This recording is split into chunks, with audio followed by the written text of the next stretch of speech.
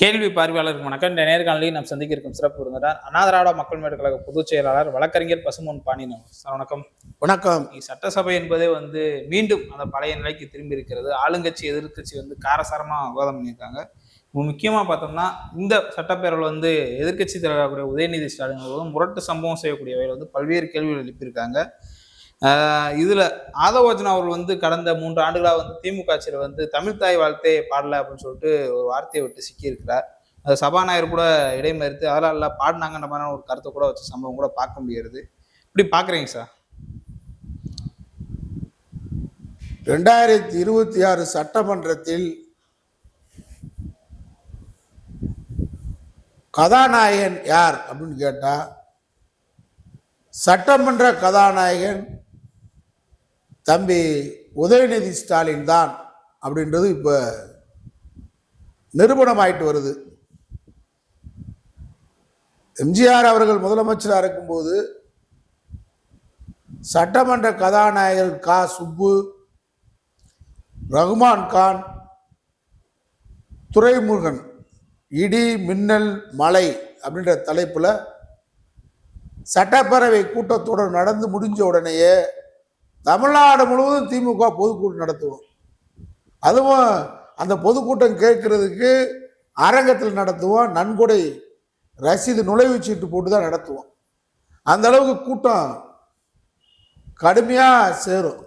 ஏன்னா சட்டமன்றத்தில் அந்த அளவுக்கு கிடுக்குப்பிடியான கேள்விகளை ரகுமான் கான், சுப்பு, துரைமுருகன் போன்றவர்கள்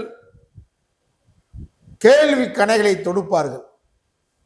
அது மாதிரி காங்கிரஸ் ஆட்சி காலத்தில் நம்முடைய கலைஞர் அவர்கள் சட்டமன்ற கதாநாயகனாக திகழ்ந்தார்கள். அன்றைக்கு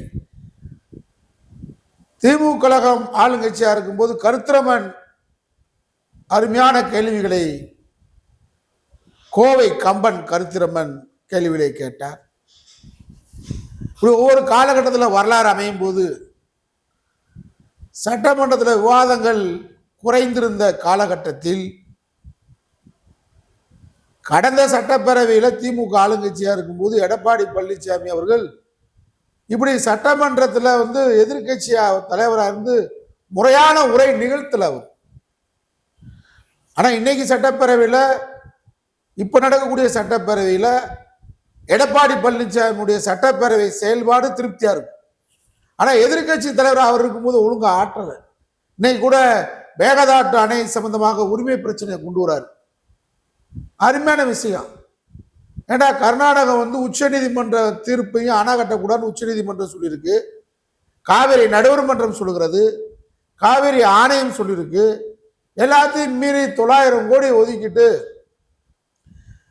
அதுக்கு வேண்டிய இரும்பு கம்பி சாமானிய சிமெண்ட்லாம் கொண்டு போய் இறக்கி வச்சு அணை கட்டும்னு சொல்றது ஒரு அடாவடித்தனமான செயல். அதை ஒரு முக்கியமான பிரச்சனையாக விவாதத்துக்கு எடுத்துக்கொள்ள வேண்டும் என்று எடப்பாடி பழனிசாமி அவர்கள் இன்றைக்கு சட்டப்பேரவையில் கேட்டு அதற்கு சபாநாயகர் அனுமதி மறுத்து அவர் வெளியிடப்பு செய்திருக்கிறார். இது ஒரு ஆரோக்கியமான செயல். ஆனா நம்முடைய திராவிட முன்னேற்ற கழகத்துடைய இளைஞரணி செயலாளர் கடந்த ஆட்சியிலே துணை முதல்வராக இருந்தவர், நாளைய திராவிட இயக்கத்துடைய கருவூலம், அருமையா அவருடைய நிகழ்வுகள், சட்டப்பேரவை நிகழ்வுகள் எப்படி கருத்திரமன சொல்றேன், எப்படி கலைஞர் அவர்கள் உரையாற்றினார், அது மாதிரி இன்னைக்கு வரிசையில் அவர் எழுந்தாலே 2026 சட்டப்பேரவை ஜோசப் விஜய் தலைமையிலான அமைச்சரவை நடுங்குது, குலுங்குது, அதிருது. சும்மா உதயநிதி பேச ஆரம்பிச்சா செயின்ட் ஜார்ஜ் கோட்டை அதிருது. புள்ளி ஒரு கணக்கில் எடுத்து வைக்கிறாரு. சும்மா மேம்போக்கா எந்த பேச்சு அவர் பேசல. இன்னைக்கு அருமையான வாதங்களை வச்சார். ஆளுநருடைய உரை என்பது முதலமைச்சரை புகழ் உரையாதான் இருந்துச்சே தவிர, அது போக எங்களுடைய இருமொழி கொள்கை இதுதான் ஆளுநர் உரையில் இருந்ததை தவிர ஆளுநர் என்பது ஒண்ணும் இல்லை அப்படின்னு பேசினார். ஜோசப் விஜய் முதல்வர் அதாவது இன்னைக்கு அவருக்கு பிறந்த நாள், கடுமையான வார்த்தைகள் சொல்லக்கூடாதுன்னு நினைக்கிறேன். 100 ஆண்டுகள் வாழணும், இதே மாதிரி ரீல்ஸ் போடணும், ரியலாக இருக்க மாட்டார், ரியலாக இருக்கணும்னு வாழ்த்துவோம். நம்ம சார்பாக ரீல்ஸோடு நிற்காதீங்க, ரியலாக மக்களுக்கு பணியாற்றுன்னு நம்முடைய வாழ்த்தை தெரிவிச்சுக்குவோம். ஆனால் சபையில் நீங்கள் பார்த்தீங்களாக்க என்னங்க எந்த ரியாக்ஷனும் இல்லாமல் ஒரு மனிதனாக இருக்கிறார். ஆச்சரியமாக இருக்குது, அதிசயமாக இருக்குது. உலகம் முழுவதும் நம்ம நாடாளுமன்ற ஜனநாயகத்தை பார்க்குறோம், உலகம் முழுவதும் சட்டமன்ற நாடாளுமன்ற பேரவைகளை பார்க்குறேன். ஒரு முதலமைச்சர் இவ்வளவு எந்த அதாவது உணர்ச்சியே இல்லாமல் இருக்கார். எந்த ஒரு முகபாவத்திலேயோ உடல் மொழியிலேயோ பேச்சு மொழியிலேயோ பேச்சு வராது, படிக்க தான் செய்வார் பாவம், அது வேற. ஆனால் பாருங்க, இதே கடந்த காலங்களில் முதலமைச்சர் அனைத்துக்கும் பதில் சொல்லுவாங்க. அது பன்னீர்செல்வம் காலத்திலிருந்து எடப்பாடி காலமாக இருக்கட்டும், நம்ம தளபதி ஸ்டாலின் காலமாக இருக்கட்டும், தலைவர் காலம், அம்மா காலம், எம்ஜிஆர் காலம், இதான் நம்ம பார்த்துருக்கோம். ஆனால் முதலமைச்சர் எந்திரிச்சு அனைத்துக்கும் பதில் சொல்லுவாங்க. ஆனால் இந்த முதலமைச்சர் பதில் சொல்ல தெரியாது, அது அவரே ஒத்துக்கிட்டு தானே தெரியுது. எனக்கு எதுவுமே தெரியாது, நான் எழுதி கொடுத்ததை படித்து ரீல்ஸ் போட்டு வந்துட்டேன்னு தான் அவரே ஒத்துக்கிட்டது மாதிரி தான். இப்போ அவருடைய அமைதி அந்த ஒத்துக்கிட்ட மாதிரி தான் இருக்குது. சரி, நம்ம அதை ரொம்ப கிட்ட வேணாம், ரொம்ப கேலியும் பண்ண வேணாம். ஆனால் ஒரு உடல் பாவம், இப்போ பிரேமலதா விஜயகாந்த் ஒரு பாட்டில் பிரச்சனையே பேசுகிறாங்க. தண்ணி வந்து பிளாஸ்டிக் நெகிழியில் வேணாம், நீங்கள் வந்து தண்ணி கண்ணாடி பாட்டில் கூட வைங்கன்னு சொல்கிறாரு. அதுக்கு ஓபிஎஸ் விளக்கம் சொல்கிறாரு. என்னைய அவரை எரிஞ்சதை பாட்டில் கூட எரிஞ்சது சம்மந்தமாக சொல்கிறார். சிரிப்பலையா இருக்கட்டும், சீரியஸாக போக வேணான்றாங்க. அது கூட சிரிப்பை காணாம், லைட்டாக சிரிச்சாருங்க சார், அது வாயை முடிக்கிட்டு சார். என்ன என்ன நடந்துருச்சு? என்ன நீங்கள் என்ன உதயநிதி அவர்கள் அடுக்கடுக்கான குற்றச்சாட்டுகளை நேருக்கு நேராக சிங்கத்தின் குகைக்குள் சென்று சிங்கத்தின் பிடரியை உழுக்குவது போன்று, அதுக்காக விஜய் சிங்கம் நினைக்காத அசிங்கம். ஆனால் சட்டப்பேரவையில் வந்து நீங்கள் உட்காந்துருக்கீங்களே, நாங்கள் எதிர்கட்சி வரிசையில மட்டும் இல்லை விஜய், ஆளுங்கட்சி வரிசையிலையும் எங்கள் வாக்கு விழுந்து வெற்றி பெற்றவங்க உங்களுக்கு ஆதரிக்கிறதுனால தான் நீங்கள் முதலமைச்சர், உங்கள் ஆட்சி நடக்குது. அதனால் நாங்கள் ஆளுங்கட்சி வரிசையிலையும் எங்கள் வாக்கு இருக்குன்றது. எப்படி அடிச்சார் பாருங்க, நெத்தி அடி. இதுக்கு பெருதா நெத்தி அடி. பதில் சொல்லலாம்ல. குதிரை பேரம் கொடுத்து பேசினார் தபுராரே ஆதவு, மேலையும் கீழையும். சபாநாயகர் பதில் சொல்றாரு, குதிரை பேரம் கழுத பேரம். கழுத பேரம் கிடையாது சபாநாயகர் அவர்களே, யானை பேரம் நடத்திக்கிட்டு இருக்கீங்க. உங்க ஆட்சி யானை பேர ஆட்சி நடந்துக்கிட்டு இருக்கு தானே. அடுக்கடுக்கான குற்றச்சாட்டுகளை, பாலியல் அத்துமீறல் நடக்குது. 34 நாள்ல 200க்கும் மேற்பட்ட அத்துமீறல்கள், அதுவும் 60% குட்டீஸுகள். குட்டீஸுகளுக்கு வரம்பு மீறி நீங்க தேர்தல் நேரத்தில் தேர்தல் விதிமுறை மீறி வாக்கு கேட்டீங்க. அந்த குட்டீஸை பயன்படுத்தினது தேர்தல் ஆணையத்துக்கு எதிரானது. அதனால குட்டீஸுகளுக்கு நீங்க பெரிய பிரச்சனை. அதுவும் தாவேகா நிர்வாகிகளால் இந்த பாலியல் தொந்தரவு அதிகமா இருக்குன்னாரு. ஒத்தாம் பொதுவா பேசாதீங்கன்னு சபாநாயகர் சொன்னாரு. ஒத்தாம் பொதுவா இல்ல, பேரு ஊரோட சொல்றேன்னு சொல்லி தூத்துக்குடி சட்டப்பேரவை உறுப்பினர் சரவணன் பேரை 1க்கு 4 தடவை சொன்னாரு. உதயநிதி திமுகவுடைய உறுப்பினர்களை எந்திரிச்சு போனதுக்கு முன்னாடி கல்வி அமைச்சர் ராஜ்மோகன் வாழ் கழுத மாதிரி கத்துறிய, எதுக்கு பதில் சொல்லலாம்? உதயநிதி எந்திரிச்சு மின்வெட்டு குறித்து பேசினார். உடனே எந்திரிச்சு நிர்மல்குமார் பேசினாரு. 2 லட்சம் கோடி கடை இருக்கு, 2 லட்சம் கோடி கடைனாலே அப்ப மின்வெட்டு வருது. அழகா செந்தில் பாலாஜி பேசினாரே, பதில் சொன்னாரே. நாங்க எத்தனை மெகாவாட் மின்வெட்டு இல்லாத மாநிலமாக, மிகை மாநிலமாக உருவாக்கணும். அதிமுக சட்டப்பேரவை உறுப்பினர் அக்ரி கிருஷ்ணமூர்த்தி எந்திரிச்சு சொன்னாரு, 15 ஆண்டுகள் மின் பற்றாக்குறைன்னு சொல்றீங்க, நாங்க மிகை மாநிலமாக எங்க புரட்சி தலைவர் அம்மா அவர்கள் ஆட்சி காலத்தில் நாங்க கொண்டு வந்து வெளி மாநிலங்களுக்கு தமிழ்நாட்டில் தயார் பண்ணி ஒவ்வொரு மின்சாரங்களை வெளிமாநிலத்துக்கு விற்பனை செய்த நாடு தமிழ்நாடுன்னு சொல்லி அக்ரி கிருஷ்ணமூர்த்தி பேசினார். அதுக்கு பதில் இருந்துச்சு அவங்க கிட்ட. அழகா உதயநிதி பேசினாரு, செந்தில் பாலாஜி பதில் சொன்னாரு. இவர் தானா குணா தற்கூரி நிர்மல்குமார் பேசுறாரு பதில் 2 லட்சம் கோடி கிடையாதுனாலயா? மே 4 என்ன ஜூனு 20 மே 4 வரைக்கும் மின்வெட்டு இருந்ததா? சாதாரணமான கேள்வி இந்த தற்கூரிகளுக்கு, இந்த ரீல்ஸ் போற தற்கூரிகளுக்கு, தற்கூரி முதலமைச்சருக்கு, நாட்டு மக்களுக்கு நாங்க கேட்கிற கேள்வி என்னன்னு கேட்டா, மே 4 வரைக்கும் இந்த 30 நாள்ல எப்படி 35 நாள்ல எப்படி மின்வெட்டு இவ்வளவு வந்துச்சு, எங்க வந்ததுன்னு கேட்டாரு. நல்லா சொன்னார். இங்க சட்டமன்றையிலே வந்துச்சு, அதனாலதான் நேரலை கட் பண்ணீங்க. சட்டப்பேரவையிலே மின்வெட்டு இருந்தனாலதான் நேரலை கட் செய்யப்பட்டது. நாங்க நடத்துற பொதுக்கூட்டம் தங்கத்த நரசு நானும் உதயநிதி சொல்றாரு, நாங்க 2 பேரும் கலந்துட்ட பொதுக்கூட்டத்தில் மின்வெட்டு முழுமையா கரண்டே வரல. அப்புறம் அந்த கூட்டத்தை நாங்க ஆர்ப்பாட்டமா மின்வெட்டத்தை கண்டித்து பொதுமக்களோட சேர்ந்து சென்னையில் ஆர்ப்பாட்டமா நடத்துறோம்னு சொல்றாரு. சரி, எதிர்கட்சி எங்களுக்கு தான் நீங்க மின்வெட்டு பண்றீங்க அப்படின்னு பார்த்தா, ஆளுங்கட்சியில பனையூர்ல இந்த அடிமாடு கேஸெல்லாம் கொண்டு போய் கட்சியில சேர்ந்துச்சு பாருங்க. தாவேகா கட்சியில, இந்த தற்கூரி கட்சியில ஏற்கனவே தற்கூரியா இருந்த அடிமாடுகள்லாம் போய் சேர்ற விழாவில் 2 அமைச்சர்கள் 3 அமைச்சர்கள் கலந்துகிட்ட பனையூர் அதிமுக கட்சி அலுவலகத்திலேயே 2 முறை அந்த விழா நடக்கும்போது மின்வெட்டு நடந்தது இல்லையா? தமிழ்நாடு பூரா மின்வெட்டு இருக்கு. இதுக்கு காரணம் மின்வெட்டு காரணம் மின்சாரத்துறை அமைச்சர் ஒழுக்கமா பதில் சொல்ல முடியுதா? எதிர்கட்சி தலைவர் கேட்ட கேள்விக்கு பதில் இல்லை. அது உடனே பதில் சொன்னார் செந்தில் பாலாஜி. திரும்ப ஒரு பதில் சொல்றாரு. திரும்ப செந்தில் பாலாஜி எழுந்திருக்கு பதில் சொல்ல விட மாட்டேங்கிறாரு சபாநாயகர்.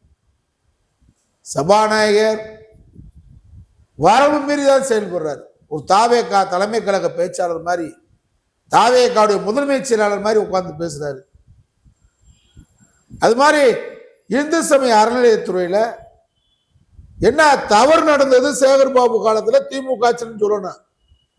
இந்த தற்கூரி அமைச்சர் ரமேஷ் என்ன சொல்றாரு, பன்னடுக்கு கார் நிறுத்திடம் எடுத்து ஏற்படும். பன்னடுக்கு கார் நிறுத்திவிடம் எங்க இல்லை, இந்த மீனாட்சி அம்மன் கோயில்ல பன்னடுக்கு பழைய மார்க்கெட், சென்ட்ரல் மார்க்கெட்டை எடுத்துட்டு, காய்கறி மார்க்கெட் எடுத்துட்டு பன்னடுக்கு கார் நிறுத்த வச்சிருக்கோம். இங்க அந்த கோயிலை சுத்தி 50 கோயிலுக்கு பொதுவா அந்த இடம் இருக்கு. இதனால என்ன, யாருக்கு லாபம்? இந்த கமர்ஷியனால இந்த பன்னடுக்கு கார் நிறுத்த சேகர் பாபுக்கு லாபமா? உங்க நோக்கம் என்ன? நீங்க RSS, நீங்க பிஜேபி. அதுதான் உதயநிதி. சுற்றுலா பகுதி சார், அது சுற்றுலா பகுதி. அதுபோக உதயநிதி என்ன சொல்ல வர்றாருன்னு கேட்டா, இந்து சமய அறநிலையத்துறை என்பதை எடுக்க வேண்டும் என்பதுதான் RSS உடைய நோக்கம், RSS உடைய கொள்கை. அந்த RSS கொள்கை என்ன சொல்றா, இந்து சமய என்டோமெண்ட்ல வரக்கூடிய பணத்தை அதன் மூலமா நீ கல்லூரி கட்டாதன்றா. கடந்த காலத்தில் அதான சொன்னாங்க. அதான் இப்ப நீங்க செயல்படுத்த விரும்புறீங்க. இந்து சமய அறநிலையத்துறைய பார்ப்பனர்கள் கையில ஒப்படைக்கிறதுக்கான முன்னேற்பாடு தான் இந்து சமய அறநிலையத்துறை அமைச்சர் ரமேஷ் பேசுற பேச்சு. அதான் பிட்டு வச்சுட்டாரு. தொடர்ந்து கல்லூரி நடக்குமா? இனிமே நாங்க ஏற்கனவே தொடங்கப்பட்ட கல்லூரியை நாங்க விடமோ நடத்துவோம். இனிமே நாங்க இந்து சமய அறநிலையத்துறை பணத்தை நாங்க விபூதி வாங்குவோம், குங்குமம் வாங்குவோம், பொங்கச்சோறு கட்டுவோம் தான் சொல்றீங்களே தவிர, அந்த பணத்தை மக்களுக்கு பயன்படுத்த வேண்டும் என்பதுதான் திராவிட இயக்கம். ஃபயர் விடுறாங்க சார் அவருக்கு, ரமேஷ் அவர்களுக்கு. பனகலரசர் காலத்துல போட்ட கொண்டு வந்த திட்டம், நீதி கட்சி காலத்துல பார்ப்பனர்கள் அனுபவித்த சொத்தை கொள்ளையடித்த இந்து சமய நிலைய சொத்தை அரசாங்கத்துக்கு கொண்டு வந்து சேர்த்தது திராவிட இயக்கம். சேகர் பாபு அவ்வளவு திட்டங்களை திட்டினார். கோயில் இடத்தை அபகரிச்ச புறா எடுத்தார். நூற்றுக்கணக்கான பல்லாயிரக்கணக்கான நிலங்களை கைப்பற்றினார். அறநிலையத்துறைக்கு வந்து சேர்த்தாரு. அவர் எதிர்த்து பதில் சொன்னா பதில் சொல்ல மாட்டேன்றீங்க. உதயநிதி பேசும்போது ஆதவர்ஜினா சம்பந்தம் இல்லாம 2 வயசு பிள்ளைய கற்பழிச்சாங்க திமுக ஆட்சியில. பேரை சொல்லுங்க, நாளைக்கு சொல்றேன். தமிழ்தாய் வாழ்த்து பாடல. தமிழ்தாய் வாழ்த்து தான் திராவிட மாடல் ஆட்சியில முதலாக பாடப்படும். கடைசியாக தேசிய கீதம் பாடப்படும். தேசிய கீதம் முதல்ல பாடணும், அப்புறம் தான் தமிழ்தாய் வாழ்த்து பாடணும். RN ரவி பலமுறை சொல்லி சபையை விட்டு வெளியேறின காட்சி ஆதவர்ஜி நினைக்க பார்த்துருக்கணும்ல. லாட்டரி வியாபாரிக்கு அரசியலுக்கு என்ன சம்பந்தம்? ஆனா இன்னைக்கு உதயநிதி வந்து சட்ட ஒழுங்கு சந்தி சிரிக்குது, எஃப்ஐஆரே போடல. சரவணன் மேல என்ன நடவடிக்கை இருக்கீங்க? ஆதவர்ஜுனா, நிர்மல், ரமேஷ் மாறி மாறி பேசுனாங்களே, யாராவது பேசுனீங்களா? பதில் சொன்னீங்களா? சபாநாயகர் எல்லாத்துக்கும் பதில் சொன்னாரே, அதுக்கு பதில் சொன்னீங்களா? தாவேகா நிர்வாகி பாதிக்கப்பட்ட பெண் பாலியல் தொன்பருக்கு ஆளாக்கப்பட்டிருக்கிறார் தாவேகா நிர்வாகியால். இதற்கு தாவேகாவுடைய சட்டப்பேரவை உறுப்பினர் சரவணன் சம்பந்தப்பட்டிருக்கிறார்.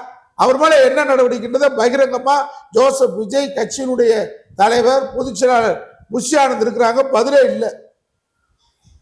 இதோட கேவலம், இதோட என்ன பேசணும்? நேருக்கு நேர ரெண்டு கண்ணுல விரல விட்டு ஆட்டுல மாதிரி கேட்டார் உதயநிதி. உதயநிதியுடைய பேச்சுக்கு எந்த பதிலும் சொல்ல துப்பு இல்லாத, வக்கு இல்லாத ஒரு கூட்டம் உட்கார்ந்து இருக்கு. திமுக பேசியே ஆட்சியை பிடிச்சி இயக்கம், திமுக பேசியே பல கட்சியை ஆட்சியிலிருந்து இறக்கின கூட்டம். அதனால உதயநிதியுடைய சட்டப்பேரவை பேச்சு என்பது தெள்ள தெளிவாக நாட்டு மக்களுடைய பிரச்சனைகளை, விவசாய பிரச்சனைகள், விவசாயம் எப்படி ஏமாத்திருக்கீங்க, எப்படி நீங்க நாங்க எப்படி தள்ளுபடி பண்ணோம், நீங்க எப்படி ஏமாற்று பெருவழி, மோசடி பெருவழி, விவசாயிகளுக்கு நீங்க எதிர்க்கட்சியா இருக்கும்போது என்ன பேசுனீங்க, தூய்மை பணியாளர் போராட்டத்துக்கு கலந்துக்கிட்டு என்ன பேசுனீங்க, இப்ப தூய்மை பணியாளருக்கு என்ன பேசுறீங்க அப்படின்றது எல்லா விவரங்களையும் அனைத்து தரப்பு மக்களுக்காகவும் எங்க ஆட்சி நிறைவேற்றப்பட்ட திட்டங்கள், மகளிர் உரிமை தொகை 1000 ரூபாய் கொடுத்ததுக்கு நன்றின்னு சொல்லிட்டாரு. ஏன்னா நீங்க கொடுக்க போறது இல்லை, வாக்குறுதி கொடுத்தீங்களே 4000 ரூபாய் வேலை இல்லாத பட்டதாரிக்கு என்னாச்சு, ஒரு காலக்கெடு சொல்லுங்க, எப்ப தருவேன்னு சொல்லுங்க. தாய்மாமன் கொடுக்குறீங்களே, மக்கள் பூரா ஏமாந்து பார்த்துக்கிட்டு இருக்காங்க, எப்ப கொடுக்க போறீங்க, ஒரு தேதி சொல்லுங்க, நேரம் சொல்லுங்க. மகளிர் உரிமை தொகை 2000 ரூபாய் தரப்போறேன்னு சொன்னீங்களே, எப்ப தரப்போறீங்க? ரொம்ப அருமையா அடுக்கடுக்கா கேள்வி கணைகளை தொடுத்தார். கம்பன் வீட்டு கற்றுத்தெரிவி கவி பாடும் கலைஞர் வீட்டில் இருக்கக்கூடிய அனைவரும் புள்ளி உலக்கணக்கூட பேசுவார். உதாரணம் தான் முத்துவேல் கருணாநிதி ஸ்டாலின் மகன் உதயநிதி ஸ்டாலின் இன்றைக்கு தெளிவாக உரை நிகழ்த்தியிருக்கிறார். நாளைக்கு முதலமைச்சர் பதில் கொடுப்பார், பதில் பேசுவார், இல்லை பதில் அளிப்பார். யாராவது கேனப்பைய கிறுக்கு பேர் 2 பேரை இன்னைக்கு கூப்பிட்டு இதுக்கு பூரா எழுதி இதுக்கு பதில் கொடுப்பாரு. நாளை பதில் எதிர்பார்ப்போம், பேசுவோம். நன்றி சார்.